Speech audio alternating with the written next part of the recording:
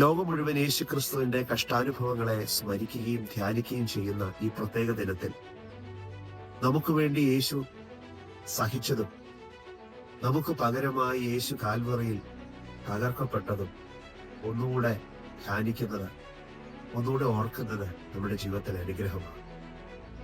ലോകം മുഴുവൻ ഇന്നേ ദിവസത്തെ ഗുഡ് ഫ്രൈഡേ എന്നാണ് വിളിക്കുന്നത്.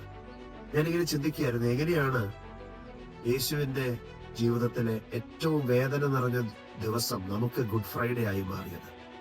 നമ്മുടെ മരണത്തിന് പകരമായി യേശു നമുക്ക് വേണ്ടി കാൽവറിയിൽ യാഗമായി തീർന്നു. നമ്മുടെ വേദനയ്ക്ക് പകരമായി യേശു കാൽവറിയിൽ നമുക്ക് വേണ്ടി വേദന സഹിച്ചു. നാം നിന്ദിക്കപ്പെടേണ്ടുന്ന സ്ഥാനത്ത് യേശു നമുക്ക് വേണ്ടി നിന്ന സഹിച്ചു. നാം വഹിച്ച ശാപത്തെ നമ്മിൽ നിന്ന് നീക്കുവാനായി യേശു ശപിക്കപ്പെട്ടവനായി തീർന്നു. പ്രിയമുള്ളവരെ, കാൽവറിയിലെ ആ വലിയ സ്നേഹം എത്ര വിവരിച്ചാലും മാറില്ല.